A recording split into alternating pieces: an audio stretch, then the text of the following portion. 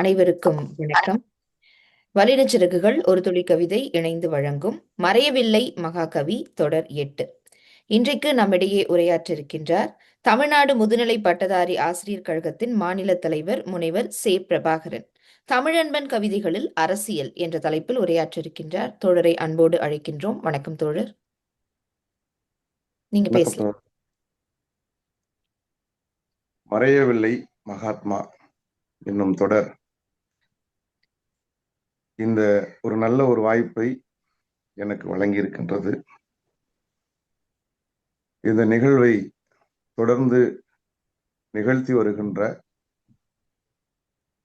மகாகவி ஈரோடு தமிழன்பன் ஐயா அவர்களின் வாசகர்களுக்கும் அவரை பின்பற்றி அவருடைய எழுத்துக்களை தொடர்ந்து இந்த தமிழ் சமூகத்தில் கொண்டு சேர்த்து கொண்டிருக்கின்ற அத்தனை நல்ல உள்ளங்களுக்கும் இந்த இனிய நேரத்தில் என்னுடைய நன்றியை தெரிவித்துக் கொள்கின்றேன். மிக சமீபத்தில் சென்னை பல்கலைக்கழகத்தில் மகாகவி ஈரோடு தமிழன்பன் கவிதைகளில் அரசியல் என்னும் தலைப்பில் ஆய்வு செய்து முனைவர் பட்டம் பெற்றிருக்கின்றேன். இந்த செய்தியை உங்களிடம் பகிர்ந்து கொள்வதிலே நான் மகிழ்ச்சி அடைகின்றேன்.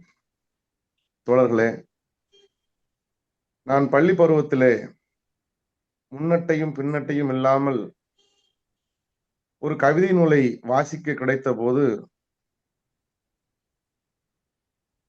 முழுக்க முழுக்க காதல் கவிதைகளால் நிரம்பியிருந்த அந்த கவிதை நூல் என்ன நூல் என்றே தெரியாத ஒரு சூழலில் நான் மாநில கல்லூரியில் தமிழ் துறையில் இளங்கலை படிக்க நுழைந்த போது பின்னர் தெரிந்து கொண்டேன், அது மு. மேத்தா அவர்களின் கண்ணீர் பூக்கள். இந்த கண்ணீர் பூக்களின் கவிதைகளை ரசித்து ரசித்து சிலாகித்துக் கொண்டிருந்த என்னிடம் என்னுடைய பேராசிரியர் அந்தோனி டேவிட்நாதன் அவர்கள் நான் பின்னாளில் ஆய்வு செய்யும் பொழுது அரசியலில் ஆய்வு செய்ய வேண்டும் என்று நினைத்த பொழுது அந்த நந்தனை எரித்த நெருப்பின் மிச்சம் கவிதை தொகுதியை தந்து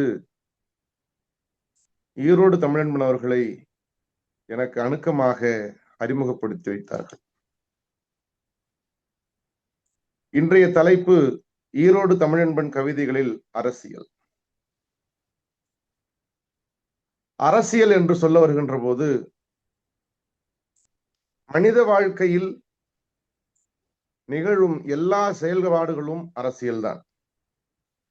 கட்சி அரசியல் அப்படின்னு நம்ம பலரும் அரசியல் என்றால் அது கட்சி அரசியல் என்று எண்ணிக்கொண்டிருக்கின்ற சூழலில் நம்முடைய வாழ்க்கையில் நிகழும் அனைத்து செயல்பாடுகளுமே அரசியல்தான். ஒரு சிறு குழந்தை தனக்கு வேண்டியதை பெற்றோரிடம் அடம்பிடித்து பெற்றுக் கொள்ளுகின்ற அந்த நிகழ்விலே தொடங்குகிறது அரசியல்.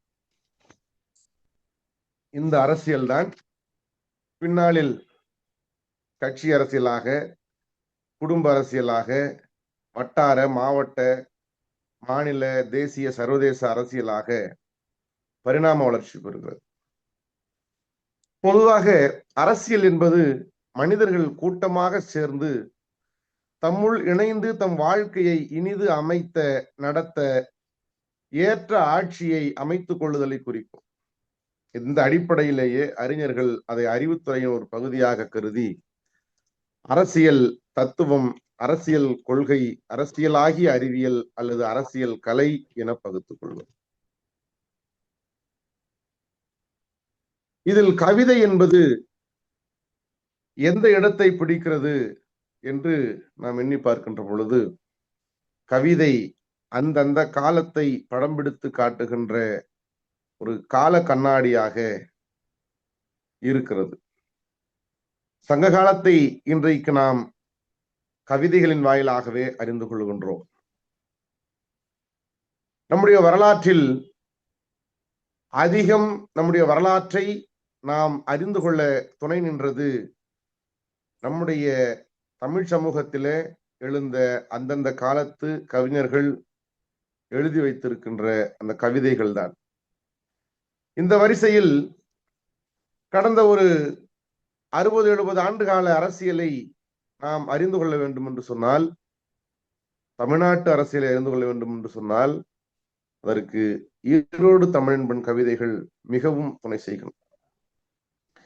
20ஆம் நூற்றாண்டு தமிழ் கவிதை உலகில் பாரதியை வரவேற்று, பாரதிதாசனை பின்பற்றி, அம்பேத்கரை ஏற்று, பெரியார் வழி நடந்த மார்க்சிய ஆதரவாளர் நம்முடைய மகாகவி தமிழன்பன் அவர்கள். இவர் திராவிட இயக்க கவிஞராக அறியப்பட்டாலும் உலகளாவிய மானுடம் பேசும் மகாகவியாக இன்றைக்கு வடிவெடுத்திருப்பவர். அவர்தான் சொல்வார், உலகனாய் இருக்கும் நான் நிச்சயமாய் இந்தியன், உலகனாய் இருக்கும் நான் நிச்சயமாய் இந்தியன், அதைவிட சத்தியமாய் தமிழன், தமிழனாய் தொடர்வதற்கு தடையேதும் வந்தால் இந்தியனாய் தொடர்வது பற்றி சிந்திக்க வேண்டி வரும் என்பார். தமிழனாய் இருப்பதற்கு தடையென்று வருமானால் நான் இந்தியனாக இருப்பது பற்றி சிந்திக்க வேண்டி இருக்கும் என்பதை மிகவும் காத்திரமாக உரைத்தவர் ஈரோடு தமிழன். பெருமைமிகு புதுக்கல்லூரியிலே பேராசிரியராக பணிபுரிந்திருந்தாலும், வானொலி செய்தி வாசிப்பாளராக இருந்தாலும், அவரை உலகெங்கும் வாழும் தமிழரிடம் கொண்டு சென்றது அவரது ஒளிமிக்க கவிதைகளே. வாழ்க்கைக்கும் வார்த்தைக்கும் இடைவெளி இல்லாமல் வாழ்ந்த அவர் கவிதையின் தரம் தெரிந்தவர், எழுத்தின் உரம் புரிந்தவர். பாப்புலோ நெருடாவை மானசீக குருவாக ஏற்றுக்கொண்டிருந்தாலும் வால்ட் விட்மனையும் வாசித்து தமிழுக்கு வலிமை சேர்த்தவர். அவருக்கு இயல்பாகவே ஆங்கில ஆளுமை திறன் அமைந்திருந்ததால் உலகில் எங்கெங்கு நவீன கவிதைகளின் வடிவங்கள் உண்டோ அத்தனையையும் பரிசோதனை முயற்சியாக தமிழுக்கு கொண்டு வந்தவர். இதனாலேயே தமிழ் கவிஞர்களில் தனித்து அறியப்படுபவர். இத்தனை பரிசோதனை முயற்சிகளை ஒரு கவிஞர் மேற்கொண்டிருப்பார் என்று சொன்னால் அவர் நம்முடைய மகாகவி ஈரோடு தமிழன்பன் ஐயாவை தவிர வேறு எந்த ஒரு கவிஞரும் என்னுடைய வாழ்நாளில் இத்தனை பரிசோதனை முயற்சியை, கவிதை பரிசோதனையை செய்ததே இல்லை. அவருடைய மனம் ஒரு பரிசோதனை கூடம், கவிதை பரிசோதனை கூடம். இவரை பற்றி பல்வேறு அறிஞர்கள் பல்வேறு சூழல்களில் அவரை எடை போட்டு சொல்லுகின்ற வார்த்தைகளை நாம் உற்று நோக்க வேண்டும். அவரோடு பழகி அவரோடு பணி செய்த அவரது சமகால கவிஞரான இன்குலாப் அவர்கள் ஒரு ஞானியைப் போல தெளிந்தும், ஒரு ஓவியனைப் போல அழகுபடுத்தியும், ஒரு போராளியைப் போல துணிவாகவும் எழுதி இயங்குகிறவர் கவிஞர் தமிழன்பன் என்று பெருமிதப்படுகிறார். தனி ஒருவரே கவிஞருக்கும் ஆசிரியருக்கும் அறிஞருக்கும் சொற்பொழிவாளனுக்கும் மனிதருக்கும் இலக்கணமாக இயங்குகிறார் என்றால் அவர்தான் தன்னிகரற்ற எங்கள் தமிழன்பனார் என்று சிலாகித்து உரைக்கின்றார் பேராசிரியர் மணிகண்டன். இப்படி அனைத்து தளங்களில் உள்ளவர்களும் அங்கீகரிக்கும் கவிஞர் தான் ஈரோடு தமிழன்பன் அவர்கள். அவருடைய அரசியல் கவிதைகளை சமய அரசியல், சாதி அரசியல், பெண்ணி அரசியல், மொழி அரசியல் என்கின்ற தலைப்பிலே நான் பகுத்து ஆய்வு செய்திருந்தாலும் இன்றைக்கு இந்த காணொளி வாயிலாக நேரம் கருதி மிக சுருக்கமாக அவருடைய அரசியல் கவிதைகள் எப்படி இருக்கின்றன என்பதை பற்றி மட்டும் பேசுவோம். வேறொரு சந்தர்ப்பம் இருக்கும் என்று சொன்னால் நிச்சயமாக ஒவ்வொரு தலைப்பையும் தனித்தனியாக பேச வேண்டியது. ஈரோடு தமிழன்பன் அவர்கள் ஒரு கடல், அதிலே இருந்து நாம் மூழ்கி முத்தெடுக்க வேண்டியது நிறைய இருக்கின்றன. ஆனால் நிச்சயமாக அந்த முயற்சி என்பது தொடர் பயிற்சியாக இருக்கும் என்று சொன்னால் அவருடைய அரசியல் அல்லது கவிதை கடலில் நாம் நிச்சயமாக முத்தெடுக்க முடியும். பாரதி புது கவிதை தமிழுக்கு அறிமுகப்படுத்தி தொடர்ந்து இயங்கி வந்த சூழலில் பாரதி பரம்பரை உருவாகிறது. பாரதியை தனது குருவாக ஏற்றுக்கொண்ட பாரதிதாசனை பின்பற்றி பாரதிதாசன் பரம்பரை உருவாகிறது. அரசியலை அவ்வப்போது கடுமையாக விமர்சித்து வந்த பாரதி தன்னுடைய இறுதி நாட்களிலே பொது உடைமையை வரவேற்று பாடுகிறார். 30 கோடி ஜனங்களின் சங்கம் முழுமைக்கும் பொது உடைமை, ஒப்பில்லாத சமுதாயம், உலகத்துக்கு ஒரு புதுமை என்று பொது உடைமையை வரவேற்ற பாரதியை தொடர்ந்து பாரதிதாசன் திராவிட அரசியலை முன்னெடுத்துக் கொண்டிருக்கின்றார். என்றாலும் இடதுசாரி அரசியல் மீதும் நாட்டம் கொண்டிருந்தார். பாரதிதாசனுக்கு தேசிய அரசியலில் நாட்டமில்லை. அவர் திராவிட அரசியலை தீவிரமாக முன்மொழிந்தாலும் கூட பொது உடைமையை அவர் ஏற்று வரவேற்கும் பாங்கை நாம் பார்க்க முடிகிறது. பாரதிதாசனை தன்னுடைய குருவாக ஏற்றுக்கொண்ட நம்முடைய கவிஞர் அவர்கள் திராவிட இயக்க கவிஞராக அறியப்பட்டாலும் மார்க்சியத்தின் மீதும் இந்த தத்துவத்தின் மீதும் அவருக்கு அளவில்லாத ஈடுபாடு இருந்தது. இதை பற்றி ஞானி அவர்கள் சொல்லுகின்ற போது 67, 68களில் தமிழகத்தில் ஆட்சி மாற்றம் ஏற்பட்டது. ஆயினும் தமிழ் சமூகத்தின் சிக்கல்கள் தீர்வதாக தெரியவில்லை. இந்நிலையில்தான் மார்க்சிய இயக்க தாக்கத்தோடு வானம்பாடி இயக்கம் தொடங்கியது. திராவிட அரசியலையும் மார்க்சிய இயக்க உணர்வையும் உள்வாங்கிக் கொண்டவராக தமிழன்பன் இருந்த காரணத்தினால் வானம்பாடி இயக்கத்திற்குள் வருவது அவரை பொறுத்தவரையில் இயல்பாக இருந்தது என்று உரைக்கின்றார். ஞானி உரைப்பது போல மார்க்சிய உணர்வு நிரம்ப பெற்றிருந்த காரணத்தினால்தான் தமிழன்பனின் அரசியல் கவிதைகளில் கம்யூனிச தத்துவத்தின் தாக்கம் மிகுதியாக இருக்கின்றது. தட்டினால் திறக்க வேண்டாம், கேட்டால் கொடுக்க வேண்டாம், தட்டுவதும் கேட்பதும் பழைய ஏற்பாடு, பொது உடைமைதான் புதிய ஏற்பாடு. தட்டினால் திறக்க வேண்டாம், கேட்டால் கொடுக்க வேண்டாம், தட்டுவதும் கேட்பதும் பழைய ஏற்பாடு, பொது உடைமைதான் புதிய ஏற்பாடு என்றும் எல்லாருக்கும் எல்லாம் என்பதல்ல, உழைப்பவர்க்கே எல்லாம் என்பதுதான் பொது உடைமை என்று தமிழன்பனால் பொது உடைமை தத்துவத்தை தெளிவாகவும் உறுதியாகவும் உரைக்க முடிகிறது என்று சொன்னால் அவருள் வேறு கொண்டிருக்கும் மார்க்சிய புரிதல் தான் என்பதை நாம் நிச்சயமாக உணரலாம். கம்யூனிசத்தின் அடிப்படை நோக்கம் புரட்சி என்பது. இந்த பொது உடைமை விழுமியம் அணுகும் ஒவ்வொருவருக்கும் வெவ்வேறான கருத்தாளர்களை தருவது இயல்பு. சித்தாந்த தெளிவு இருந்தாலன்றி கம்யூனிசம் முன்மொழியும் புரட்சியை ஏற்பது கடினம். தனக்குத்தானே அந்த தெளிவை வருவித்துக் கொண்ட தமிழன்பன் பின்வருமாறு எழுதுகிறார். உடற்குருதியால் சிவக்கும் புரட்சி உதட்டு சாயத்தால் அல்ல. உடற்குருதியால் சிவக்கும் புரட்சி உதட்டு சாயத்தால் அல்ல. ஏன் என்று கேட்கும் போது எதிர்ப்பு என்பர். இது சரியில்லை எனும் போது கிளர்ச்சி என்பர். ஏன் என்று கேட்கும் போது எதிர்ப்பு என்பர். இது சரியில்லை எனும் போது கிளர்ச்சி என்பர். போர்க்கொடி ஒருவர் தூக்கும் போது கலாட்டா என்பர். போர்க்கொடி ஒருவர் தூக்கும் போது கலாட்டா என்பர். சேர்ந்து பலரின் சினம் கணக்கும் போது கலவரம் என்பர். போர்க்கொடி ஒருவர் தூக்கும் போது கலாட்டா என்பர். சேர்ந்து பலரின் சினம் கணக்கும் போது கலவரம் என்பர். அது வலுக்கும் போது வன்முறை என்பர்.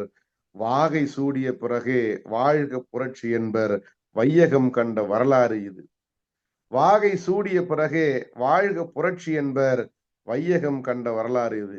இந்த கவிதைக்கான பின்னணியை நாம் ஆராய்ந்து பார்த்தோம் என்று சொன்னால், ரஷ்யாவிலே லெனின் தலைமையில் நடைபெற்ற புரட்சியை பாரதி தொடக்க காலத்தில் அது ஒரு சிறு கலகமாகவும் ஒரு சிறு குழுவினுடைய கலகச் செயலாகவும் கலாட்டாகவும் தன்னுடைய பத்திரிகைகளிலே பாரதி பதிவு செய்கின்றார். லெனின் புரட்சி வென்ற பிறகு ஆஹா என்று எழுந்தது பார் யுக புரட்சி என்று அதை சிலாகித்து பேசியதை கூட விமர்சனம் பார்வையிலே தமிழன்பன் அவர்கள் இப்படி பதிவு செய்திருப்பதாக நாம் நிச்சயமாக உணர முடிகிறது. அரசியலை பற்றி தமிழன்பன் அவர்கள் மிகச்சிறந்த புரிதல் உடையவராக இருந்திருக்கின்றார். அரசியல் கவிதைகளை அவர் படைக்கின்ற பொழுது அதிலே எள்ளல் துணி அதிகம் இருக்கும். சாதாரணமாக ஒரு சின்ன சொல்லிலே கூட நம்முடைய அதிருப்தியை, நம்முடைய கோபத்தை, நம்முடைய விரக்தியை வெளிப்படுத்த தமிழ் இடம் தருகிறது. அதை போல இவர் அரசியல் கவிதைகளை படைக்கின்ற பொழுது எள்ளல் துணியிலே படைப்பது அந்த கவிதைகளை தீவிரமாக கொண்டு வாசகரிடத்திலே சேர்ப்பதற்கான ஒரு யுக்தியாக அதை பயன்படுத்தியிருக்கு. அது வராவிட்டால் இது, இது வராவிட்டால் அது, எதுவும் வராவிட்டால் அரசியல். இந்த 3 வரிகளை நாம் யோசித்து பார்த்தோம் என்று சொன்னால், இன்றைக்கு அரசியல் எப்படி இருக்கின்றது, அரசியலே ஈடுபடுகின்றவர்கள் எப்படிப்பட்டவர்களாக இருக்கின்றார்கள் என்பதை நாம் உணர்ந்து கொள்ள முடியும். அது வராவிட்டால் இது, இது வராவிட்டால் அது, எதுவும் வராவிட்டால் அரசியல். எல்லாவற்றிலும் தோற்று நிற்கின்ற ஒருவர் அரசியலை தனக்கு சாதகமாக பயன்படுத்திக் கொள்வதை எவ்வளவு அற்புதமாக நுணுக்கமாக கவிஞர் பேசியிருக்கின்றார். எனக்கும் அரசியலுக்கும் கூட நிறைய தொடர்பு உண்டு. இது நான் சொல்வதே பிழையான ஒரு கருத்து தான். ஏனென்று சொன்னால் நம் எல்லோருக்கும் அரசியலில் நெருங்கிய தொடர்பு உண்டு. என்றாலும் எனக்கு நேரடி தொடர்பு உண்டு. அப்படி பார்க்கின்ற வேளையில் பல சூழலில் பல பேர்களை நான் சந்தித்திருக்கிறேன். அவர்கள் எப்படிப்பட்டவர்களாக இருக்கிறார்கள் என்று சொன்னால், கவிஞரின் இந்த 3 வரி கவிதையை போலத்தான் இருக்கின்றார்கள். அது வராவிட்டால் இது, இது வராவிட்டால் அது, எதுவும் வராவிட்டால் அரசியல் என்பதை போலத்தான் அவர்கள் அரசியலை தங்களுடைய தொழிலாக தேர்ந்து கொண்டிருக்கின்றவர்களை நான் பலரை பார்த்திருக்கின்றேன். திராவிட இயக்க கருத்தை, சித்தாந்தத்தை உள்வாங்கி திராவிட இயக்க கவிஞராகவே தன்னை அடையாளப்படுத்தி இருந்த போதும் கூட சுய விமர்சனம் என்பது அவரிடம் எப்போதுமே இருந்திருக்கின்றது. அதனால்தான் அவரால் பல்வேறு பரிசோதனை முயற்சிகளையும் தமிழ் கவிதையிலே செய்ய முடிந்தது. அதை போல தந்தை பெரியாரிடம் தோற்ற மூட நம்பிக்கைகள் அவருடைய சீடர்களிடம் வெற்றி கண்டு விட்டது. காந்தியிடம் தோற்ற பொய்மை வட்டியும் முதலுமாய் அவருடைய வாரிசுகளிடம் வசூலித்து விட்டது. தந்தை பெரியாரிடம் தோற்ற மூட நம்பிக்கைகள் அவருடைய சீடர்களிடம் வெற்றி கண்டு விட்டது. இன்றைக்கு திராவிட இயக்க சித்தாந்தத்திலே, கொள்கையிலே ஊறி தலைத்தவர்கள் கூட தங்களுடைய அடுத்த தலைமுறை கடவுள் நம்பிக்கை என்ற ஒன்றை முற்றிலும் மறுத்து பேசிய பெரியாருடைய சீடர்கள், இன்றைக்கு பகுத்தறிவு பேசுகின்ற சீடர்கள் பலரும் மீண்டும் மதம் என்கின்ற வலைக்குள் சிக்கியிருக்கின்றவர்களாக இருப்பதை மிக தெளிவாக எடுத்து காட்டுகின்றார். தந்தை பெரியாரிடம் தோற்ற மூட நம்பிக்கைகள் அவருடைய சீடர்களிடம் வெற்றி கண்டு விட்டது. காந்தியிடம் தோற்ற பொய்மை வட்டியும் முதலுமாய் அவர் வாரிசுகளிடம் வெற்றியை வசூலித்து விட்டது. நாடெங்கும் அரசியல்வாதிகள், நாடெங்கும் அரசியல்வாதிகள், மருந்துக்கு கூட இல்லை ஒரு தேசபக்தன், மருந்துக்கு கூட இல்லை ஒரு தேசபக்தன் என்று அவர் வருந்துவதை இந்த கவிதை நமக்கு உணர்த்துகிறது. எங்கள் சரிவு கண்ட சமூகம், எங்கள் சரிவு கண்ட சமூகம் போக்கிரிகளை தயாரித்தது. அவர்களில் திறமையானவர்களுக்கு அரசியல் மாலை சூட்டியது. பல்வேறு நிகழ்வுகளில் இந்த கவிதையை நாம் நடைமுறை யதார்த்தத்தோடு பொருத்தி பார்க்கின்ற சூழல் 3 தசாப்தங்களுக்கு முன்னால் எழுதப்பட்டிருந்தாலும் இந்த கவிதை இன்றைக்கும் பொருந்துவதை நாம் எண்ணி பார்க்கலாம். தொடர்களே, முதற்போலி, இடைப்போலி, கடைப்போலி எல்லாம் வென்ற முற்றுப்போலிகள் இங்கே கூட வகுக்கின்றன நாட்டுப்பற்றுக்கு இலக்கணம். இன்றைக்கு இந்திய தேசத்திலே நாட்டுப்பற்றை யார் சொல்வது என்பதை கூட நாம் வேடிக்கையாக விமர்சனமாக பார்க்கின்ற சூழல். நேற்றைக்கு தியாகிகள் தினத்தை இந்தியாவிலே அனுசரித்திருக்கின்றோம். மகாத்மா காந்தி அவர்கள் சுட்டுக் கொல்லப்பட்ட நாளான நேற்று. 'யார் நாட்டுப்பற்றை, யார் சொல்வது என்பதை கூட நாம் வேடிக்கையாக விமர்சனமாக பார்க்கின்ற சூழல். நேற்றைக்கு தியாகிகள் தினத்தை இந்தியாவிலே அனுசரித்திருக்கின்றோம். மகாத்மா காந்தி அவர்கள் சுட்டுக் கொல்லப்பட்ட நாளான நேற்று. 'யார் நாட்டுப்பற்றை, இதுதான் நாட்டுப்பற்று என்று சொல்வது என்கின்ற அளவில் யார் யாருக்கு சொல்வது என்று கூட தெரியாத அல்லது மாறி இருக்கின்ற இன்றைய சமகால அரசியலை 30-40 ஆண்டுகளுக்கு முன்னால் பாடிய இந்த கவிதை முதற்போலி, இடைப்போலி, கடைப்போலி எல்லாம் வென்ற முற்றுப்போலிகள் இங்கே கூட வகுக்கின்றன நாட்டுப்பற்றுக்கு இலக்கு. தேசத்தை அடகு வைக்கின்ற அரசியல்வாதிகள் நாட்டுப்பற்றை பற்றி மேடைகளிலே பேசுவது எவ்வளவு வேடிக்கையாக இருக்கின்றது என்பதை அவருக்கே உரிய எல்லல் துணியிலே கவிஞர் அவர்கள் பேசுவதை நாம் இங்கே பார்க்க முடிகிறது. கள்ளக்காசுக்காரன் கைவசம் கூட சட்டமன்ற உறுப்பினர் 8 பேர். அவர்கள் எந்த ஜனநாயகத்தை காக்க செயல்படுவார்கள்? பஞ்சதந்திர காட்டில் நரிகளே இப்போது கிடையாது. எல்லாம் நாடாளும் சட்டமன்றங்களுக்கு தேர்ந்தெடுக்கப்பட்டு விட்டன. நரிநாயகத்தின் புனை பெயர் ஜனநாயகம். நரிநாயகத்தின் புனை பெயர் ஜனநாயகம். தேர்ந்தெடுக்க தெரியாத ஜனங்களின் சாதனை ஜனநாயகம். இந்த புற்றுநோய் கொண்ட இந்திய ஜனநாயகத்தின் கழிப்பிடங்களே கட்சிகள். யோசிச்சு பாருங்க, எவ்வளவு காத்திரமான வரிகள். இந்த அரசியல் இன்றைக்கு இருக்கின்ற போலி ஜனநாயகவாதிகளை அப்புறப்படுத்த வேண்டியதுடைய அவசியத்தை எவ்வளவு காத்திரமா சொல்றாரு. இந்த புற்றுநோய் கொண்ட இந்திய ஜனநாயகத்தின் கழிப்பிடங்களே கட்சிகள். இன்றைக்கு அரசியல்வாதிகள் யாருக்காக, எதற்காக ஆளுகிறார்கள் என்பதை நாம் எண்ணி பார்க்க வேண்டும். தன்னுடைய மக்களை குடிதழி கோலோச்சு மன்னவன் மக்களுக்கு இறையென்று வைக்கப்படும் என்று வள்ளுவர் சொல்கின்றார். தன்னுடைய மக்களை தழுவிக்கொண்டு அவர்களுக்கு வேண்டியவற்றை செய்து அரசாளுகின்ற ஆட்சியாளர்கள் இறையாக பார்க்கப்படுவார்கள் என்று வள்ளுவர் சொல்கின்றார். ஆனால் இன்றைக்கு நாட்டிலே நடப்பது என்ன என்பதை கவிஞர் கேள்வியாக இங்கே நமக்கு முன்னால் வைக்கின்றார். எவருடைய கனவுகளை அலங்கரிக்க ஏழையர் கண்கள் பறிக்கப்படுகின்றன? எவருடைய இன்ப கற்பனை பலூன்களை ஊத ஏழையர் சுவாசம் திருடப்படுகிறது? எவருடைய இரவுக்கு கோலம் போட ஏழையர் பகல்கள் பொடியாக இடிக்கப்படுகின்றன? எவருடைய சாப்பாட்டு மேசைக்காக உழைப்பவர் வேர்வை உலர்வதற்கு முன் அவர் வாழ்க்கை கசாப்பு செய்யப்படுகிறது? இந்த கவிதைகள் எல்லாம் நாம் வாசிக்கும் போதும் அதை யோசிக்கும் போதும் இந்த தேசம் எந்த நிலையில் இருக்கிறது என்பதை நமக்கு காட்டுகின்ற கண்ணாடியாக, காலத்தின் கண்ணாடியாக இருப்பதை நம்மால் உணர முடியும். தொழிலாளர்களே, உற்பத்தியை பெருக்குங்கள். தேச விரோதமாக கூலி உயர்வும் லாப பங்கும் கேட்காதீர்கள். முதலாளிமாரின் புன்னகை வெள்ளத்தில் குளித்து கரையேறினால் உங்கள் கண்ணீருக்கும் புண்ணியம் உண்டு. முதலாளிமாரின் புன்னகை வெள்ளத்தில் குளித்து கரையேறினால் உங்கள் கண்ணீருக்கும் புண்ணியம் உண்டு. வேர்வை மகத்தானது, கேவலம் அதை பணத்திற்கு விற்காதீர்கள். தேச தேவியின் மார்பில் மாலையாக அதை தொடுத்து போடுங்கள், ஜனகணமன பாடுங்கள். அந்த அரசியல் கவிதைகளை,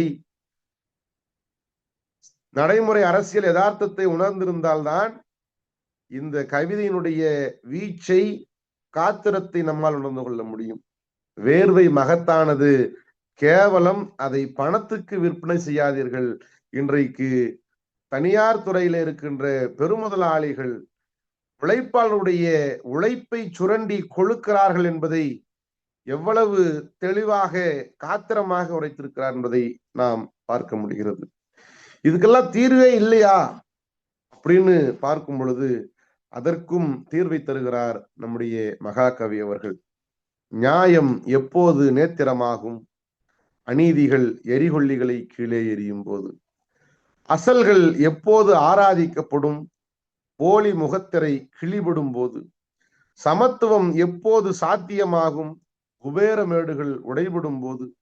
உதயம் கிடைப்பது எப்போது? கிழக்கு கிழிபடும் போது. ஒழுகி அழுகும் மெழுகுவர்த்திகளை ஊதி அணைத்து விட்டு கிழக்கை பிளப்போம் வாருங்கள்.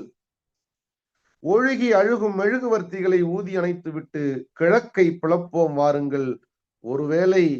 ஒருவேளை சமூக விருந்தென்னும் சமபந்தி போஜனம் சமத்துவத்தை போதிக்கும் என்பது பிரபலங்களின் விளம்பரங்களுக்கு பயன்படலாம். சமூக விருந்தென்னும் சமபந்தி போஜனம் பிரபலங்களின் விளம்பரங்களுக்கு பயன்படலாம். வறுமை பிரளயத்தில் துடிப்பவனை இடியாப்ப இழையால் கரையேற்ற முடியுமா? வறுமை பிரளயத்தில் துடிப்பவனை இடியாப்ப இழையால் கரையேற்ற முடியுமா? எனவே தாயம் போட்டு நகர்த்த முடியாத காய்களை தாயம் போட்டு நகர்த்த முடியாத காய்களை இனி காயம் போட்டு நகர்த்தலாம் வாருங்கள் என்று நம்மை அழைக்கின்றார். அவருடைய வாசகர்களாகிய அவருடைய கவிதைகளின் வழி அவரை பின்பற்றுகிறவர்களாகிய நாம் நிச்சயமாக அவருடைய கவிதைகளை மக்கள் மன்றத்திலே கொண்டு சேர்க்க வேண்டிய அவசியம் இப்போது இருக்கின்றது. ஏனென்று சொன்னால் இது இவருடைய கவிதைகளை மறுவாசிப்பு செய்ய வேண்டியது அவசியமாக இருக்கின்றது. இப்படி தன்னுடைய எல்லா கவிதைகளும் ஒரு புது முயற்சியாக சமூகத்திலே எப்படியாவது ஒரு மாற்றத்தை உண்டு பண்ணிவிட வேண்டும் என்பதை நோக்கியே அவருடைய கவிதைகள் அமைந்திருக்கின்றன. எனவே வாய்ப்பு இருக்கும் என்று சொன்னால் நிச்சயமாக அடுத்த வாய்ப்புகளிலே நான் முன்னமே சொன்னது போல என்னுடைய ஆய்வான ஈரோடு தமிழன்பன் கவிதைகள் அரசியல் என்கின்ற ஆய்வு பொருண்மையிலே சமய அரசியல், சாதி அரசியல், பெண்ணி அரசியல், மொழி அரசியல் என்பதை தனித்தனியாக சொல்வதற்கு வாய்ப்பு இருந்தால் நிச்சயமாக சொல்கிறேன். இந்த அளவில் நேரம் கடந்து விட்டது என்கின்ற அளவில் ஈரோடு தமிழன்பனுடைய அரசியல் கவிதைகளை நாம் மறுவாசிப்பு செய்ய வேண்டியது அவசியமாக இருக்கின்றது. ஏனென்று சொன்னால் அரை நூற்றாண்டுக்கு முன்னதாக அவர் எழுதிய கவிதைகள் கூட இன்றைய காலகட்டத்துக்கும் பொருந்துகின்ற கவிதைகளாகவே இருக்கின்றன. அதனால்தான் ஈரோடு தமிழன்பன் அவர்களை மகாகவி என்று நாம் கொண்டாடுகின்றோம். ஒரு செய்தியை இங்கே நான் பதிவு செய்ய வேண்டும். ஐயா அவர்கள் உடல்நிலை சரியில்லாத காரணத்தினால் என்னுடைய பொது வாய்மொழி தேர்வுக்கு நேரடியாக வந்து கலந்து கொள்ள முடியவில்லை என்றாலும் கூட தொலைபேசி வழியாக அவர் இந்த ஆய்வை வாழ்த்திய அந்த நிகழ்வை நான் நன்றியோடு எண்ணி பார்க்கின்றேன். ஏறக்குறைய ஒரு 8 நிமிடம் அந்த உரை இருந்தது. என்னுடைய வாழ்க்கையிலே எனக்கு கிடைத்த ஒரு பெரும்பேறாக ஐயா அவர்கள் அந்த வாழ்த்திய அந்த செய்திதான். நிச்சயமாக ஒரு திங்களுக்கு பிறகு சந்திக்கலாம் என்று சொல்லியிருந்தார்கள் எங்கள் பேராசிரியர் முனைவர் ப. மகாலிங்கம் அவர்கள், என்னுடைய நெறியாளர். ஐயாவை சந்திக்க வேண்டும் என்று சொன்னபோது அவரை தொடர்பு கொண்டு பேசியிருக்கின்றார். ஒரு திங்களுக்கு பிறகு சந்திக்கலாம் என்றவர் அடுத்த திங்களிலே நம்மோடு இல்லை என்கின்ற அந்த செய்தி பெருந்துயரத்தை ஏற்படுத்தியது. என்றாலும் கூட அவர் கவிதைகளின் வழியாக நம்மோடு வாழ்ந்து கொண்டிருக்கின்றார். நிச்சயமாக இந்த தமிழ் சமூகத்திலே தமிழுக்கு தொண்டு செய்வோன் சாவதில்லை, தமிழ் தொண்டன் பாரதிதான் செத்ததுண்டா என்று பாவேந்தர் சொல்லுவார். அதை போலத்தான் கவிதைகளின் வழி இந்த தமிழும் தமிழ் சமூகமும் மேம்பட தன்னுடைய இறுதி மூச்சு வரையிலும் எழுதி கொண்டிருந்த, சிந்தித்து கொண்டிருந்த நம்முடைய மகாகவி என்றைக்கும் மறைவதில்லை என்ற கருத்தை முன்வைத்து இந்த அரிய வாய்ப்பு எனக்கு வழங்கிய அத்தனை நல்ல உள்ளங்களுக்கும் நன்றி சொல்லி முடிக்கிறேன். நன்றி, வணக்கம். மிக்க நன்றி தோழர். உங்களுடைய உரையினுடைய தொடக்கத்திலேயே நந்தனை எரித்த நெருப்பின் மிச்சம் என்று ஐயா அவர்கள் எழுதிய அந்த கவிதை தொகுப்பினை வைத்து நீங்கள் தொடங்கினீர்கள். குறிப்பாக நம்மை சுற்றி இருக்கக்கூடிய அனைத்திலுமே அரசியல் இருக்கின்றது. அரசியலை ஒதுக்கிவிட்டு நம்மால் எதையும் பேசிவிட முடியாது, செய்துவிட முடியாது என்ற அந்த உரையினுடைய தொடக்கத்தில் தொடங்கி தமிழன்பன் ஐயா அவர்கள் எப்படி அவருடைய கவிதைகளில் அரசியலினுடைய முக்கியத்துவத்தையும் கையாண்டிருக்கின்றார். இன்றைக்கு இருக்கக்கூடிய அரசியல் நிலைமைகள், போலிகள் எப்படி நாட்டுப்பற்றை பற்றி நமக்கு பாடம் எடுக்கின்றார்கள் என்பதை பல ஆண்டுகளுக்கு முன்னரே அவருடைய கவிதையில் பதிவு செய்திருக்கின்றார் என்று அடுக்கடுக்கான செய்திகள்.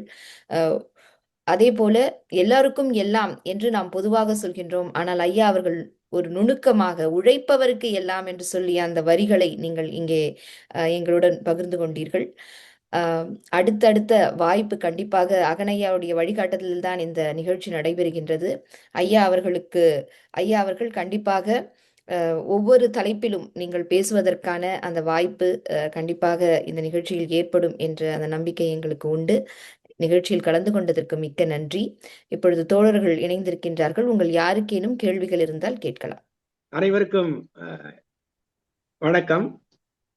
தமிழன்பன் கவிதைகளில் அரசியல் என்ற தலைப்பிலே தம்பி பிரபாகரன் அவர்கள்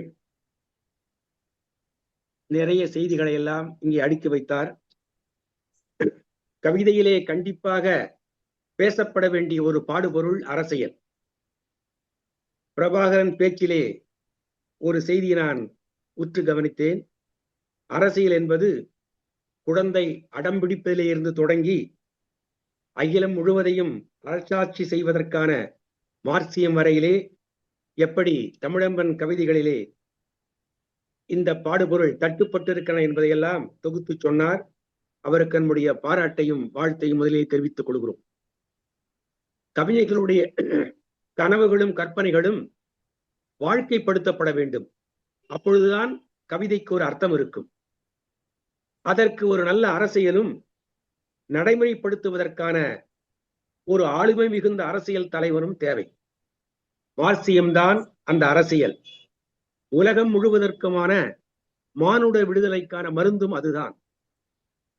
கருத்து முதல்வாதத்தை கழித்துவிட்டு பொருள் முதல்வாதத்திலே கட்டப்பட்டதுதான் மார்க்சியம். அறிவியல் பூர்வமானது, மனிதநேயத்தை அது உள்வாங்கியது. உலகத்தினுடைய இருவரும் நாடுகளாகிய ருஷ்யாவும் சீனாவும் தம் நாட்டு மண்ணுக்கேற்ப அந்த மார்க்சியத்தை வடிவமைத்துக் கொண்டு வெற்றி பெற்ற வரலாற்றை நாம் பார்க்க முடிகிறது. ருஷ்யாவிலே லெனினிசமாகவும் சீனாவிலே மாவோயிசமாகவும் அது மலர்ச்சி கண்டன.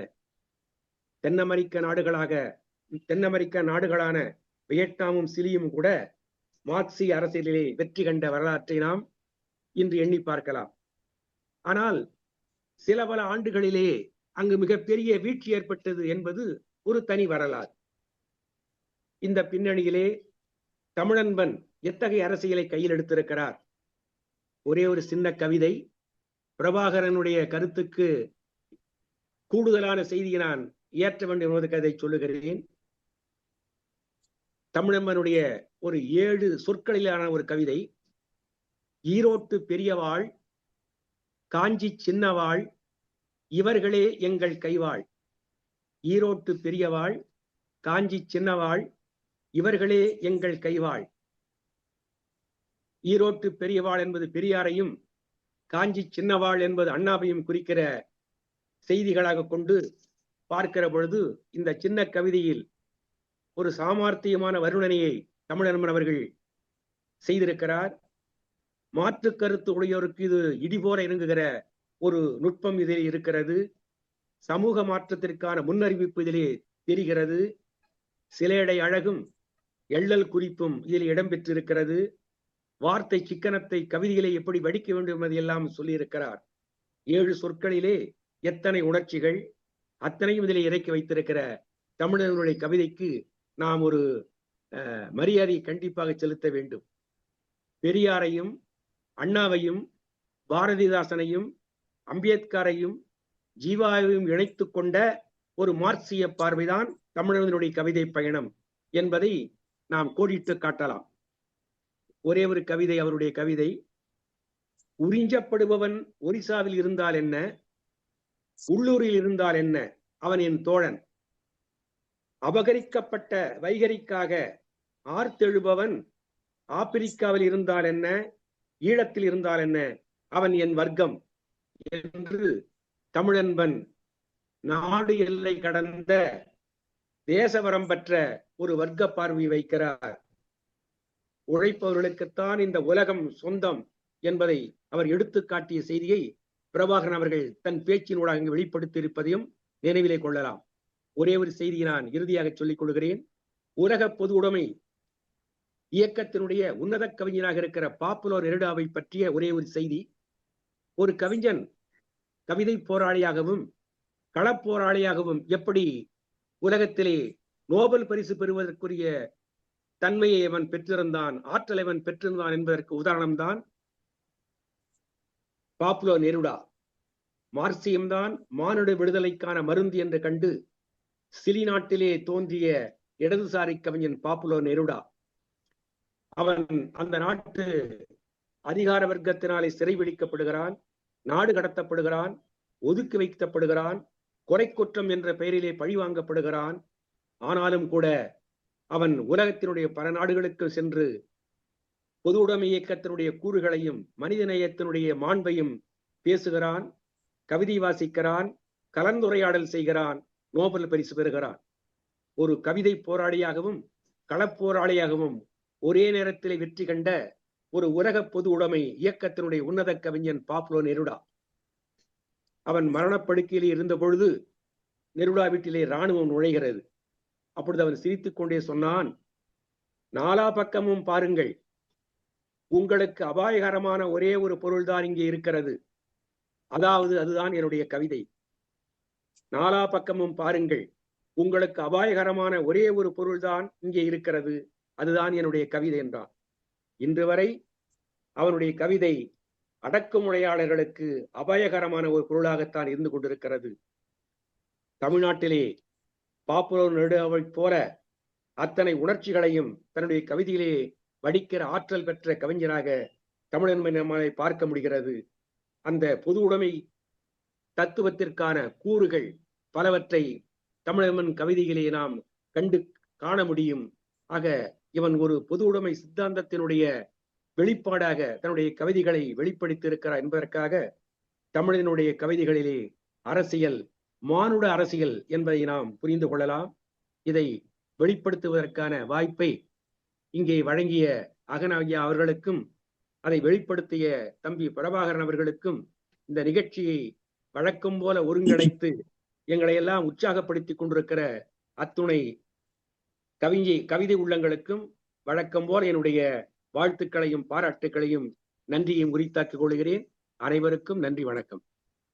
நன்றி நன்றி ஐயா. எப்பொழுதும் போல உங்களுடைய உரை மிக சிறப்பு.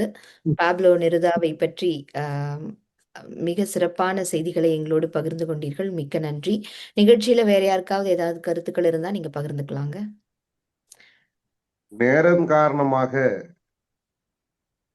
நேரம் காரணமாக அந்தரத்திலே நின்று போன என்னுடைய உரையை நிறைவாக செய்திருக்கின்றார் பேராசிரியர் ஐயா அவர்கள்.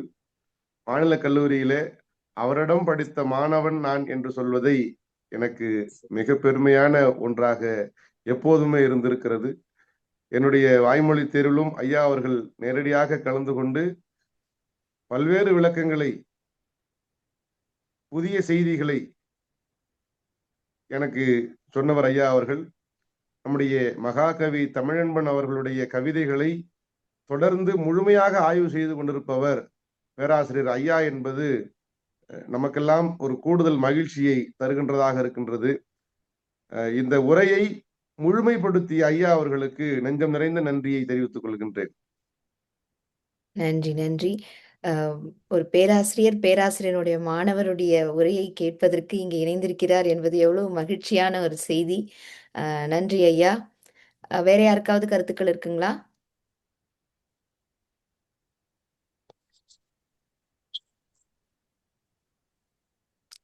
அகனையா. தோழர் பிரபாகர் பெயரை கேட்டவுடன் எனக்கு ஏதேதோ நினைவுகள், எண்ணங்கள். அவர் முகத்தை பார்த்தவுடன் அதில் பாதி நம்பிக்கை துளிர்விட்டது.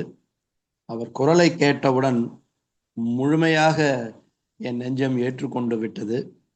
அந்த மீசை அழகும், அந்த தமிழ் ஓசை அழகும், அந்த கம்பீரமான போராளிக்கு உரிய அந்த துணியும், நல்ல ஒரு தலைப்பை ஒரு உரியவரிடம்தான் சேர்ப்பிப்பதற்கு பேராசிரியர் ஐயா முத்துசண்முகம் அவர்கள் உதவி செய்திருக்கிறார்கள் என்பதை நினைக்கும் பொழுது நெஞ்சம் விம்முகிறது. இது தொடர வேண்டும். எனக்கு ஒரு பேரவா உண்டு. வெகு காலமாக நான் முயன்று கொண்டிருக்கிறேன். அந்த முயற்சியில் நான் இன்னும் வெற்றி அடையவில்லை. மகாகவி ஈரோடு தமிழன்பன் கவிதைகளில் ஆய்வு செய்த ஆய்வு ஏடுகளை எல்லாம் சேகரிக்க வேண்டும். அவற்றை ஒரு பெரும் தொகுப்பாக மாற்ற வேண்டும் என்கின்ற என் எண்ணம் நீண்ட நாட்களாக என் உள்ளே அப்படியே உறைந்து கிடக்கின்றது. அதற்கு ஒரு திறவுகோல் வைப்பது போல இப்பொழுது முனைவர் பிரபாகரன் அவர்களுடைய ஆய்வேடு என் கைகளுக்கு வர உள்ளது. பிரபாகர் அவர்களும் மிகுந்த மனதோடு இந்த பேருதவியை ஆற்றலாம். அவர் அறிந்தவர்களை எல்லாம் ஆய்வு செய்து முனைவர் பட்டம் பெற்றவர்களை எல்லாம் பற்றிய செய்திகளை எனக்கு சொன்னால் கூட போதும். நான் அவர்களை அணுகி அவர்களுடைய ஆய்வேடுகளை எல்லாம் வாங்குவேன். நூலாக அந்த ஆய்வேடுகள் வரவில்லை என்றால் அதை நூலாக்கம் செய்யலாம்.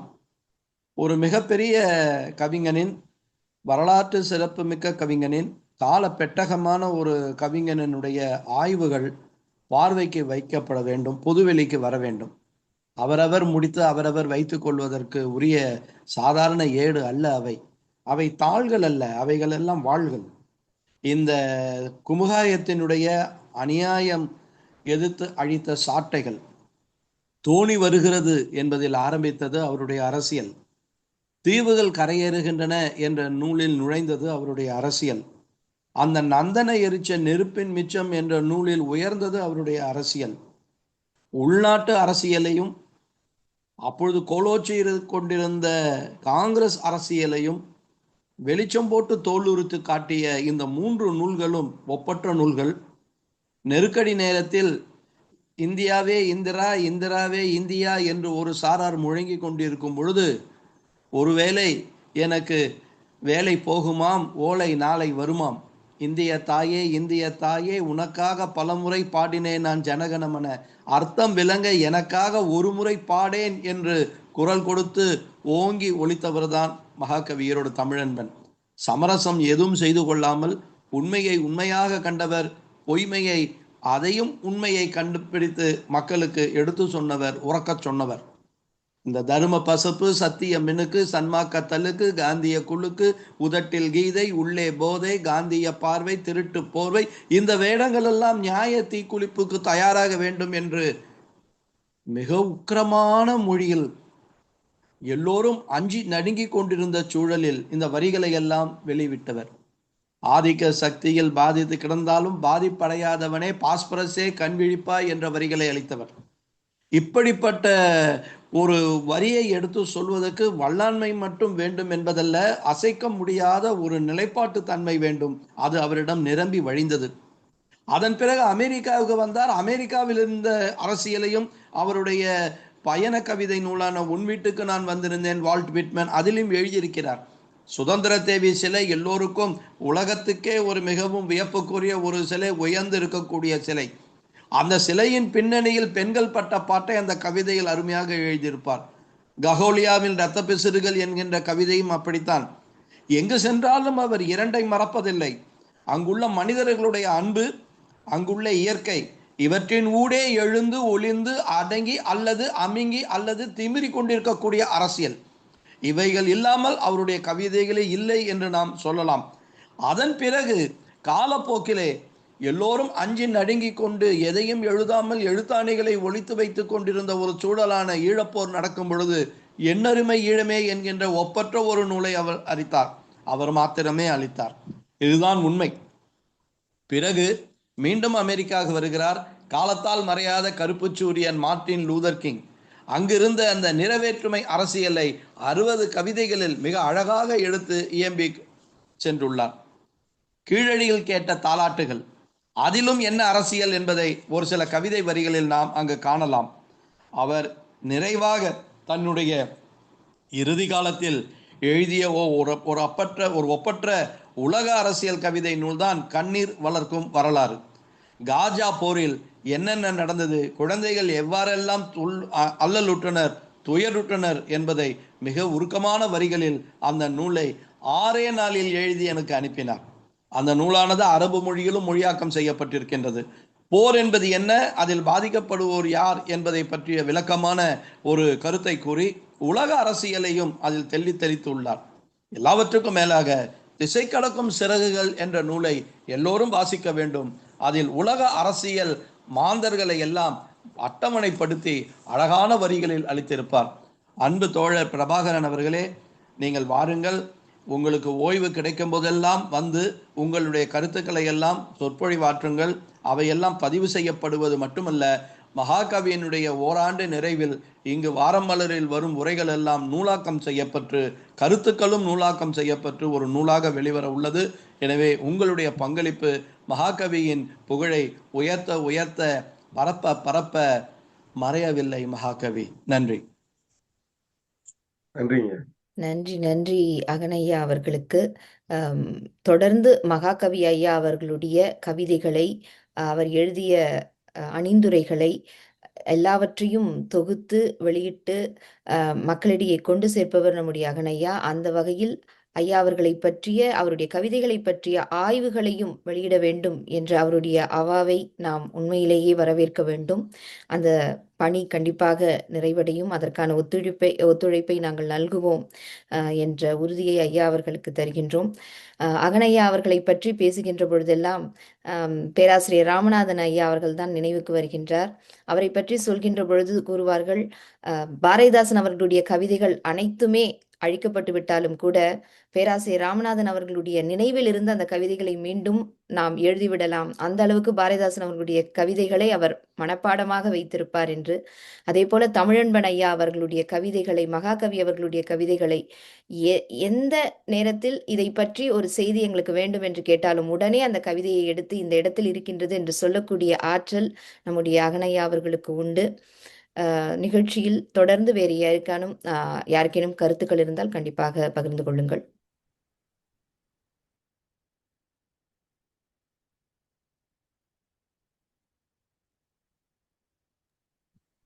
யாருக்கும் கருத்துக்கள் இல்லை என்று சொன்னால் நாம் இந்த நிகழ்ச்சியை இத்துடன் நிறைவு செய்யலாம். மீண்டும் மற்றொரு நிகழ்ச்சியில் அடுத்த வாரம் சந்திக்கலாம். நன்றி, வணக்கம்.